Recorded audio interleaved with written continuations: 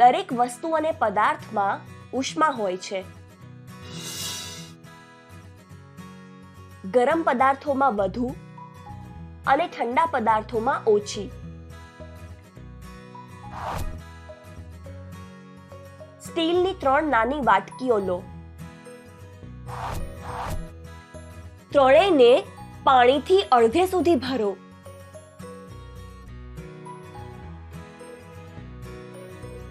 એક મીણબત્તી સળગાવો. ચીપિયાની મદદથી એક વાટકીને 2 મિનિટ સુધી મીણબત્તીની ઉપર રાખીને તેને ઉષ્મા આપો. બીજી વાટકીને થોડી વાર માટે બરફ અથવા ઠંડા પાણીમાં અથવા ફ્રીજમાં મૂકો. ત્રીજી વાટકીનું પાણી એમને એમ જ રહેવા દો. ત્યારબાદ ત્રણેય વાટકીઓમાં આંગળી ડુબાડીને જુઓ.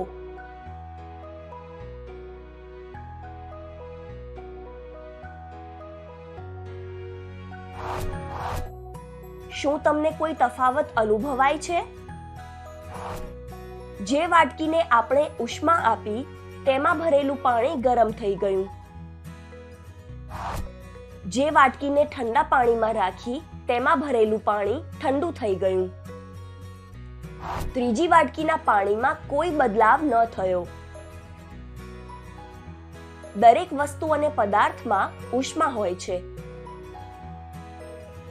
વસ્તુ અથવા પદાર્થનું ગરમ અથવા ઠંડુ હોવું તેમાં હાજર ઉષ્મા ઉપર આધારિત છે.